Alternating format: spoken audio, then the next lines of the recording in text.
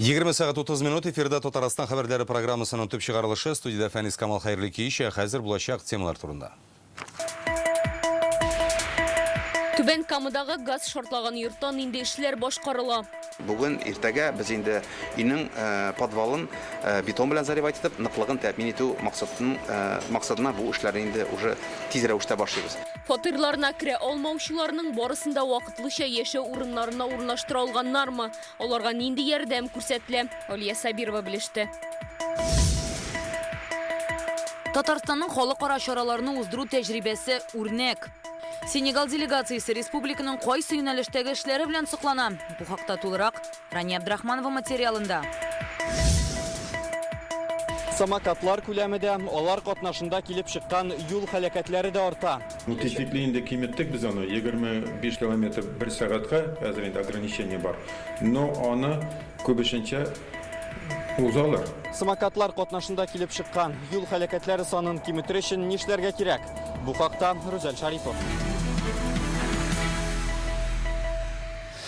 Qozan şitillерге көп яктан үрнәк булырдай Татарстанга эшлекле сәфәр белән килгән Сенегал президенты Сенегал Маки Салл бүген шундый фикерен белдерде. Республика рәисе Рөстәм Миннеханов белән бергә ул башкаланың спорт һәм мәдәни инфраструктурасын карады.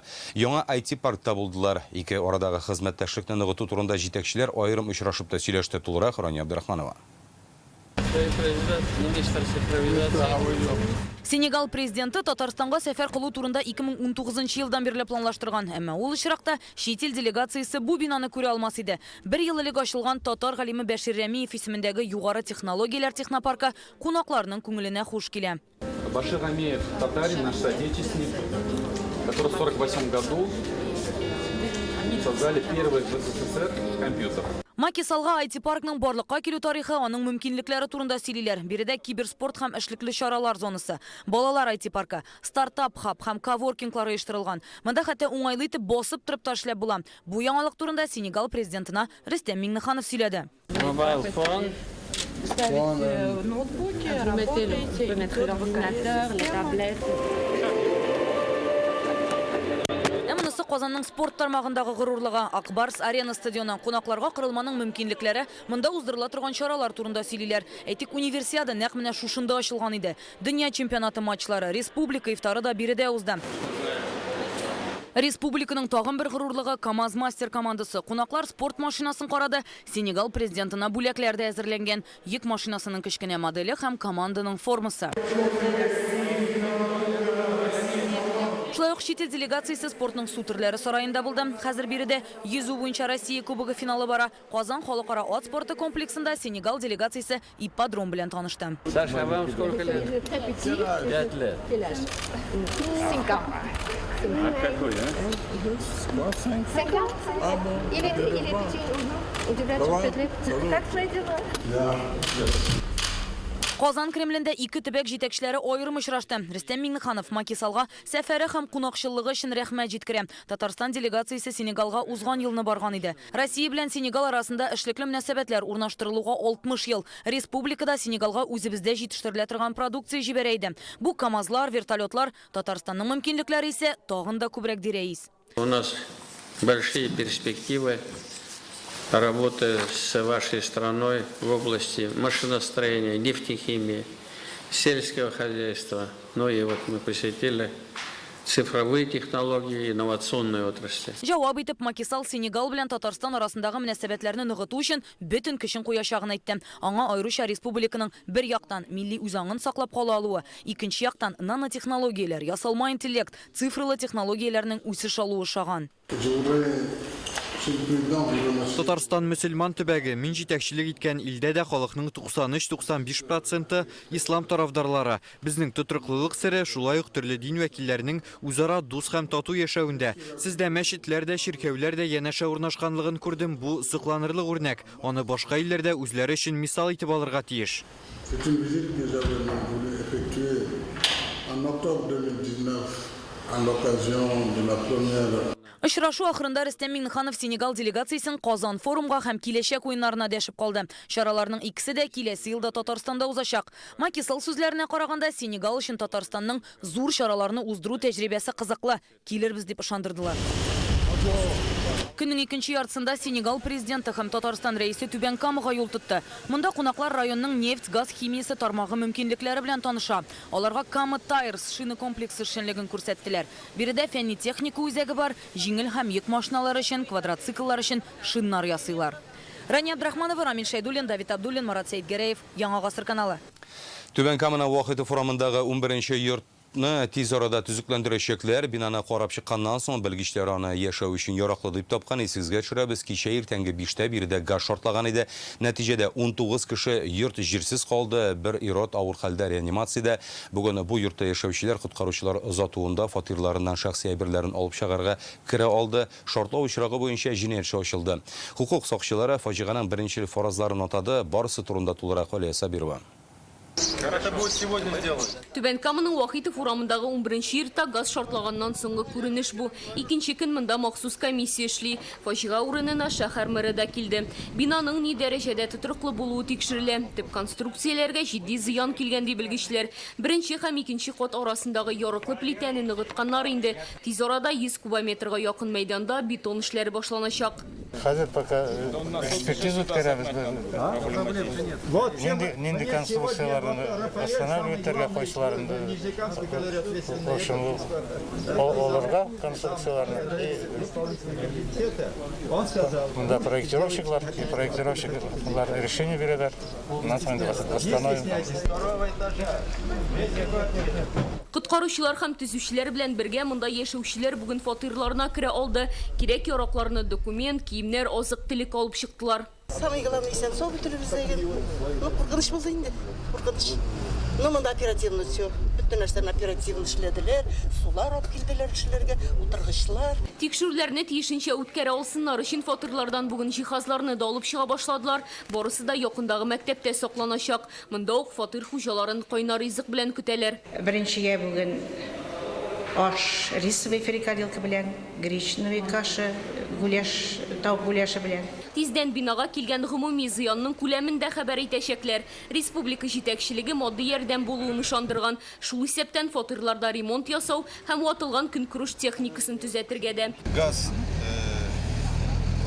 бөтен подъездда бар, ут бар, кайнар һәм салкын су бар. Кроме 7-8 подъезда. 9-нчы подъездда газны бүген где-то 1 сәгать эчендә уже бирәчәкләр. Фаҗигада сәламәтлегенә зыян килгән 26 яшьлек егетнең хәле авыр, әмма тотрыклы ди табиблар. Шартлауның сәбәпләрен тикшерүне дәвам итәләр. Хукук сакчылары төп шлангның киселгән булуын ачыклаган, газ шуннан чыккан дип фаразлана, әмма ул гомуми газ үткәргеченә тоташтырылмаган була. Бүген иртәгә без инде өйнең подвалын бетон белән заливать итеп, ныклыгын тәэмин итү максатына бу эшләрне инде уже тиз рәвештә башлыйбыз. Киләчәк көннәрдә без инде карыйбыз кемнәрне кертеп булачак. Беренче иратта инде бу 8-нче подъезд кешеләрен кертеп булыр дип ниятләп торабыз. 9-нчы подъездны безне керттек. Бу 7-нче төп җимерелгән подъезд ул инде 1 ай ярым вакыт тәэмин итер, аны ремонтлап чыкканча. Хәзер фатир хуҗаларының күбесе бакчаларында яши, вакытлыча туганнарында торучылар да бар. Барыр җире булмаган 5 гаиләнең 4-сен шәһәрнең Кама кунакханәсендә урнаштырганнар. Тагын берсенә Түбән Камадагы бер предприятие карамагындагы фатирны биргәннәр. Алия Сабирова, Александр Лихачев, Яңа гасыр каналы. Республикага җәйгечелле әйләнеп кайта, якын көннәрдә кайбер төбәкләрдә шул исәптән Татарстанда һава температурасы плюс 39 градуска кадәр җитәчәк дип хәбәр итә Россиянең гидрометеорология үзәге җитәкчесе Роман Вильфанд. Аның сүзләренчә 28-29 июльдә 36-37 градус эссе булачак. Бу климат нормасыннан 7 градуска югарырак. Чувашия белән Ульян, Хан-Тымансия автоном округында һәм Сахалинда да шундый ук кызу көннәр фаразлыйлар. Узган тәүлектә Татарстанда 2 кеше батып үлгән. Түбән Кама районында водолазлар 30 яшьлек ирнең гәүдәсен судан чыгара. Коткаручыларны иптәше чакырткан. Аның әйтүенчә, берничә дус Шулман яры буенда спиртлы эчемлекләр кулланып күңел ачкан була. Исергән иптәше су коенырга теләгән, әмма елгадан кире чыга алмый. 4 сәгатьтән соң гадәттән тыш хәлләр министрлыгы хезмәткәрләре аның үле гәүдәсен дә табып ала. Казандагы Комсомольская пляжы янындагы сулыкта 40 яшьлек ирнең гомере өзелгән. Коткаручылар сүзенчә, ул да аек булмый. Мәйтән водолазлар алып чыккан. Кыйну сезоны башыннан республикада 29 кеше батып үлгән, шуларның берсе бала. Быйыл Татарстанда самокатта йөрүчеләр катнашындагы аварияләрдә 70%-ка угартқан 17 юл һәлакәте килеп чыга. Мондый төр транспорт проблемасын бүген республиканың иҗтимагый палатасында узган түгәрәк өстәлдә карадылар. Аварияләрнең күбәюен белгечләр самокатларның артуы белән бәйле аңлата. Мәсәләне хәл итәр өчен аларда тизлекне арттырмау кагыйдәсен кертергә һәм йөртүчеләреннән мәҗбүри махсус экипировка таләп итәргә кирәклеген дә әйтәләр. Теманы Рүзәр Шәрипов иренде. Казан үзәге адым сайын диярлек электр самокатларын прокатка алу пунктлары урнашкан. Соңгы елларда кеше алардан күпләп файдалана башлагач, бу транспортның санын республикада 2 тапкырга диярлек арттыралар. Хәзер Татарстанда прокатка 6000-нән артык самокатны алып була. Телефонга урнаштырылган кушымта ярдәмендә аны тиз генә алып китеп була, кирәкле урынга да тиз илтеп җиткерә. Халык урам транспортының бу төреннән елдан-ел активрак файдалана. Экскурсия вакытында ял иткәндә генә алабыз прокатка. Только вот куркынычсыз, конечно, ансын карага кирәк, аккуратно йөргә кирәк. Мен бит инде ул яшьтә инде миңа куркынычрак инде ул, ну яшьләр же куркмыйлар, йөриләр бит инде яшьләр. Миңа әле мешать итмиләр, приходится уступать алар өчен. Шуңа күрә мин уйлыйм, әйтергә кирәк бу движениены. Аларның отдельно юллары булырга тиеш. Самокатлар арту белән бергә алар катнашында килеп чыккан юл транспорт һәлакәтләрдә яшайды диләр республиканың иҗтимагый палатасында. Быел Татарстанда 17 шундый авария теркәлгән. Узган ел белән чагыштырганда 70%-ка күбрәк. Аларда 18 кеше төрле тән җәрәхәтләре ала. Июнь азагында Түбән Камада 9 яшьлек кыз җәяүлеләр кичүеннән самокаттан төшмичә генә үткәндә, аны йөк машинасы бәреп китә. Баланың шунда ук гомере өзелгән. Причина ДТП – это пересечение проезжей части по пешеходному переходу. Гадәттә аварияләрнең сәбәпләре бер үк: кеше җәяүлеләр кичүен самокаттан төшмичә генә үтә, машина юлыннан баралар. Бер самокатта икәүләп йөрүчеләр дә бар, балаларын да утырталар. Транспорт белән идарә итү авырая, ул бит бер генә кешегә исәпләнгән. Аяныч хәлләрнең санын киметү өчен нишләргә? Проблемадан чыгуның төп юлы тизлек режимын кертү дип белгечләр. Бу чикләү әлегә прокатка алынган самокатларга гына карый, әмма бу төр транспортны үзләре сатып алган кешеләр дә күп. 25 км бер сәгатькә хәзер инде ограничение бар. Но аны күбешенчә узалар. Ул 25-не. Менә иртә белән бер кеше белән сөйләшкән идем. Пешеходный дорожкада. Аннан, значит, самокатчы киләде бер башын борылды да алдыннан как раз бер кеше ди. Шуны бәреп якты да ди. Нишләтергә ди? Шул кешене юап китте санитарный машина инде. Это можно решить с продавцами. Зур тизлек җыя торган самокатлар җитештерүне тыю авыр, монда сатучылар белән эшләргә кирәк дип уйлыйм. Алар товарны сайлап алса, зур тизлек белән йөри торган самокатлар сатуга чыкмас иде. Статистика буенча самокаттан егылучыларның күбесенең башына зыян килә. Шуңа белгечләр шлем киеп йөрүне дә мәҗбүри итәргә кирәк ди. Транспортны арендага бирүче компанияләрнең берсе самокат белән бергә махсус баш киемнәр дә алырга тәкъдим итә башлаган икән. Әлегә бу хезмәт Мәскәү һәм Санкт-Петербургта гына бар. Киләсе елда Казанда да булыр дип ниятлиләр. Тагын бер оешма вәкилләре самокатларга махсус җайланма урнаштырган. Ул мөһим мәгълүмат биреп бара. Самокатта бер генә кеше йөрергә тиеш. Хәзер тизлекне киметегез, җәяүлеләр юлына керәбез. Ул шулай дип кисәтеп тора. Киләчәктә әле самокатларны кеше күп йөргән урыннарда үзеннән-үзе тизлекне киметә торган итәргә ниятлибез. Утырышта яңгыраган барлык тәкъдимнәрне Россия транспорт министрлыгы каршындагы иҗтимагый советка җиткерәчәкләр. Аларны тиздән канун буларак кабул итәргә мөмкиннәр. Рүзәл Шарипов, Ләйсән Сәитова, Яңа Гасыр каналы. Бүген Дәүләт Думасында оештырылган хөкүмәт сәгате барышында бөтен илдә транспорт тармагын камилләштерү хакында фикер алыштылар. Анда бу өлкәнең федераль министры Виталий Савельев та катнашты. Төп игътибар җир өстендә йөрүче электр транспортына бирелде. Чөнки электр автомобильләре һәм алар өчен энергия станцияләре төзү программасы илнең 10 төбәгендә эшли инде. Менә шәһәр электр транспортына кагылышлы программа турында әле уйланалар гына. Татарстаннан Дәүләт Думасы депутаты Айдар Метшин яңа программа буенча акчаны зур шәһәрләрдән тыш сәнәгать предприятиеләре булган кечкенә торак пунктларга да бүлеп биреп булмыймы соң дип сорады. Существует острая необходимость в комплексном развитии. Хәзер илнең бөтен транспорт системасын камилләштерергә кирәк. Бу аеруча җир өсте электр транспортына кагыла. Федераль министрлык ярдәме белән программаның бюджетын арттырып, акчаны зур шәһәрләрдән тыш сәнәгать белән шөгыльләнүче кечкенә торак пунктларга да биреп булмыймы? Алар бит ил икътисадына зур өлеш кертә. Промышленных моногородов. Бүген «Время героев» Батырлар чоры дип аталган халыкара документаль кино фестиваленең икенче көне, аның барышында 6 фильм күрсәтелде. Хәрбиләр, җирле халык, аларга булышучылар, документаль ленталар махсус хәрби операция зонасындагы чынбарлык турында. Фильмнарда ярдәмгә ашыгучы табиблар, волонтерлар, хәрби журналистларга да зур игътибар бирелгән. 3 көн дәвамында 15 картина тәкъдим ителәчәк. Фестиваль кысаларында фикер алышулар, түгәрәк өстәлләр дә уза. ТНВ каналы корреспонденты Зөфәр Дәүләтшин белән оператор Андрей Ключников хәрби операция зонасында 3 тапкыр булдылар. Бүген тамашачыга алар әзерләгән ZV фильмы күрсәтелә. Хәрбиләр, җирле халык, аларга булышучылар, документаль картина бу җирләрдәге чынбарлык турында. Иҗат төркеме быел Россиянең 4 яңа төбәгендә дә булды. Безнең кешеләрне күрсәтергә инде, безнең ерләрне, егетләрне, аларның уйларын, фикерләрен, рухларын шуның өчен пешердек инде. Җир астында окопларда хәрбиләргә балалар ясап җибәргән рәсемнәр, 5 баласын калдырып СВОга киткән ир-атның тарихы, фильмдагы аерым бер вакыйгалар аеруча күңелгә тия, күз яшьләре белән карыйлар. Соңыннан тамашачылар авторлар янына килеп рәхмәт әйтә. Төшерүчеләр барысы да батырлар, искиткеч патриотизм хисе туа шушы фильмнарны карап. Бүтән чынбарлыкның нинди вахшат икәнен аңлыйсың. Бик эчтәлекле фильмнар. Несколько раз был в зоне СВО. СВО зонасында берничә тапкыр булдым. Тагын китәчәкмен. Гуманитар ярдәмдә алып барабыз. Зөфәр Дәүләтшинның фильмын карап чагыштырып утырдым. Шундагы чынбарлык белән. Без анда булганнарны кайткач танышларыбызга сөйлибез. Ә монда киң аудитория карый ала. Кешеләр бу хәлләрне белергә тиеш.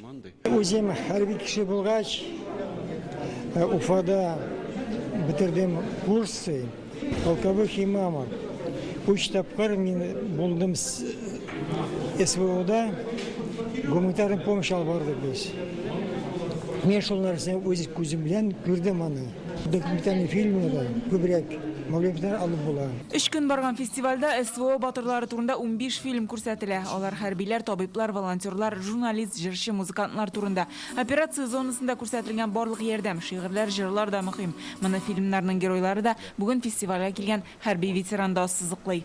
Военкоры, которые там ездят. Хәрби корреспондентлар алар алгы сафларда булучыларны һәм тылны элемтәдә тутам. Алар булмаса, СВОдагы чынбарлыкны белмәсләр иде. Фестивальдә түгәрәк өстәлләрдә уза, бүген мәдәни чараларга багышланган сөйләшү узды. Махсус операция зонасында иҗат итүчеләр хәрбиләргә көч бирә диләр. Люди, которые занимаются творчеством. СВОга кагылышлы иҗат белән шөгыльләнүчеләр дә алгы сафларда. Алар да тормышларын куркыныч астына куя. Ярдәмнәре хәрбиләр өчен бик тә мөһим. Фестиваль иртәгә тәмамлана, анда тәкъдим ителгән фильмнар илнең башка шәһәрләрендә дә күрсәтеләчәк.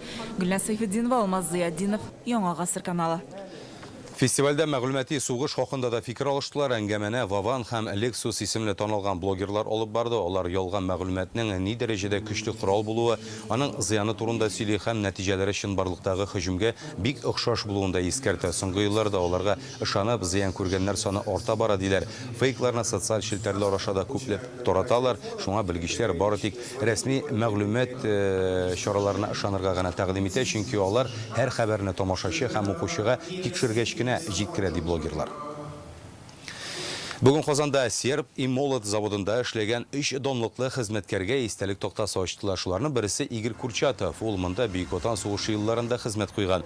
3 тапкыр социалистик хезмәт герое. Аның җитәкчелегендә Европада беренчеләрдән булып атом реакторы, циклотрон һәм атом бомбасы ясала. Истәлек тактасына завод директоры Мирсәет Рәхимкулов һәм Советлар Союзы героя Владимир Иовлевларда сүрәтләнгән. Завод үзе сакланып калмаган. Клара Цеткин урамындагы 10-нчы йортта урнашкан цехның бинасы әле дә бар. Шәһәргә мондый бүлекне үзе дә шушы заводта эшләгән хәйрияче Графетдин Хисаметдинов ясый. Ул 5 балта осталары дигән һәйкәлдә эшләткән иде.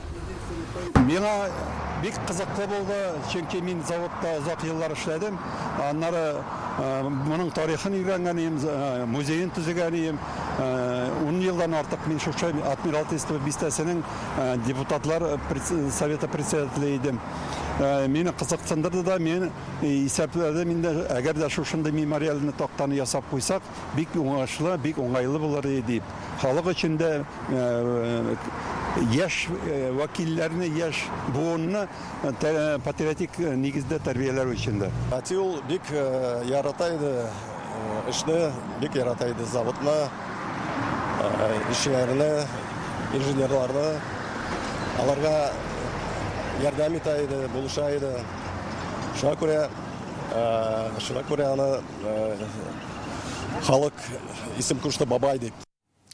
Ни өчен бу җәйдә Казанда су үткәргеч торбалар еш тишелә? Су астында башкаланың гына түгел, шәһәр читендәге бистә урамнары калу очраклары бар. Сәбәпләре турында Реальное время интернет газетасыннан укып белә аласыз.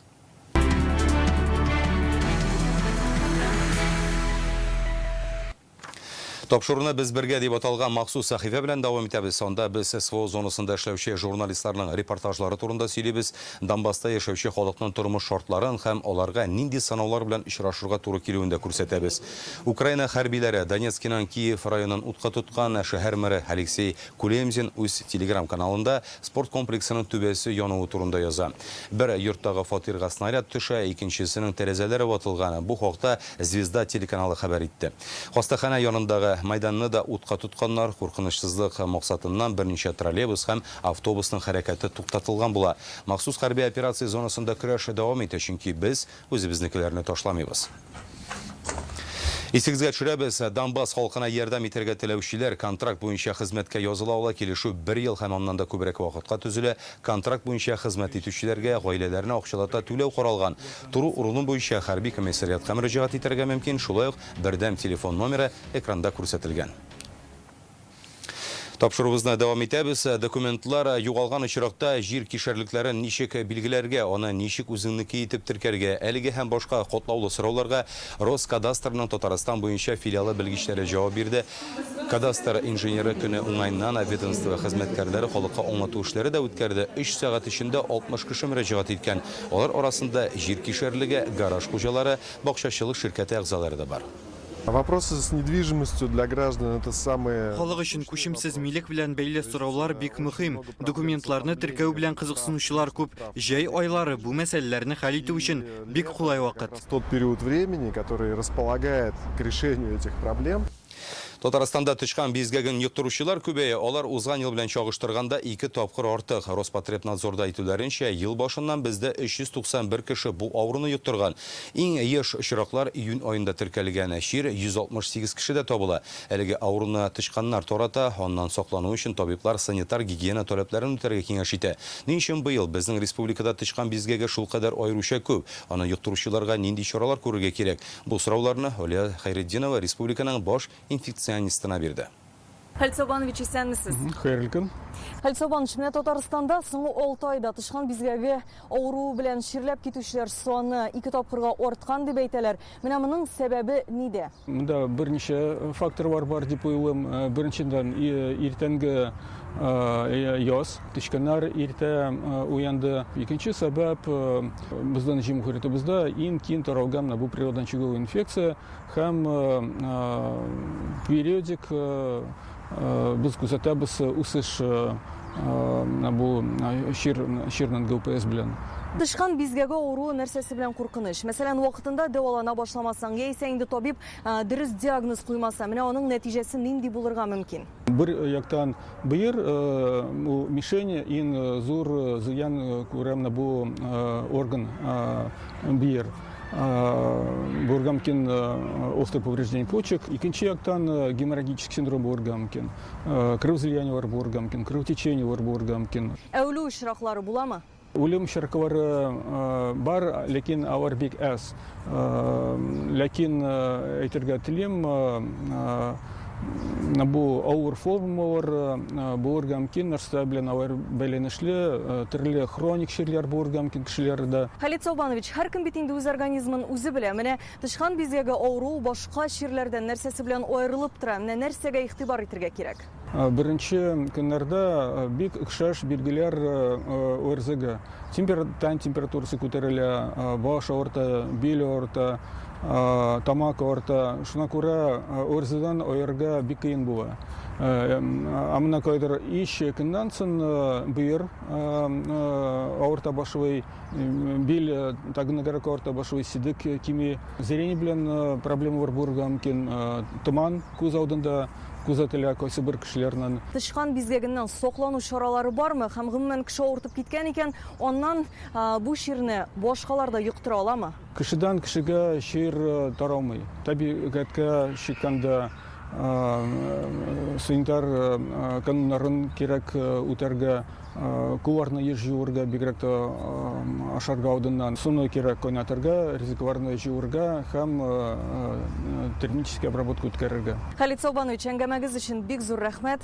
Ортмагыз, сезгә рәхмәт. Шулар сезгә. Сентябрьдә Менделеевск районында беренче тапкыр Пастернак укулары дип аталган халыкара фестиваль узачак. Язучы биредә 1916 елның октябреннән 17 елның мартына кадәр яшәгән була.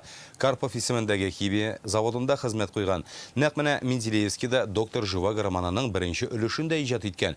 Фестивальдә белем бирү, поэзия майданчыклары эшләячәк, Борис Пастернак әсәрләре буенча куелган спектакльләрне күрсәтәчәкләр. Кунакларны дөньяның 12 иленнән кабул итәргә ниятлиләр. Көньяк Корея, Кытай, Казакъстаннан килүчеләр булачак.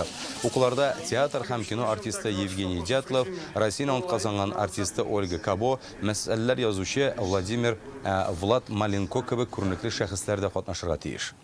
Пастернак укулары быел безнең районда фестиваль форматында зур итеп үткәрелә. Береге Россиядан һәм чит илләрдән кунаклар чакырдык. Программа бик бай булачак. Гаиләләр белән, балалар белән безгә кунакка районга килегез. Пастернак укуларын оештыру өчен Менделеевскида яңа ял итү урыны да төзиләр. Аның нәкъ үзәгендә шар формасында ясалган чатыр урнаштырачаклар. Объектны август ахырында кулланылышка тапшырачаклар. Бу районда тарих һәм иҗатны берләштерүче тагын бер урын булыр дип ышаналар. Бүгенге хәбәрләр шундый булды. Хәзер һава торышы турында мәгълүмат җиткерербез. Сау-сәламәт булыгыз.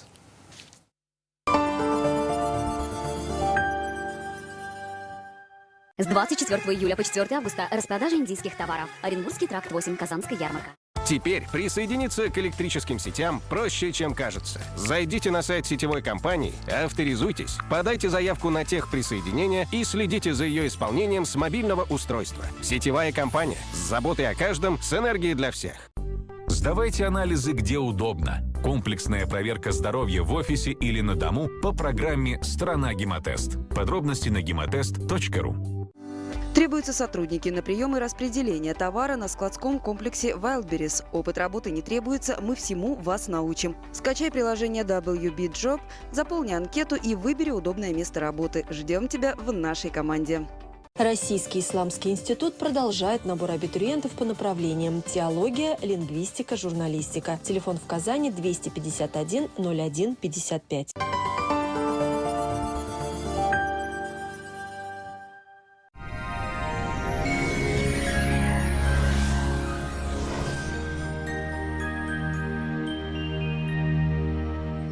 Эфирда һава торышы чыгарылышы. Яндекс погода хезмәте хәбәр итүенчә, көньяк көнчыгыш Бөгелмә Баулы-Азнакайда алмашынучан болытлы һава, температура көндез якынча 30 градус җылы, төнлә 19 градуска кадәр. Төньяк көнчыгыш Түбән Кама яршалы Алабугада һава температурасы 31 градуска кадәр күтәреләчәк, төнлә уртача +19 градус.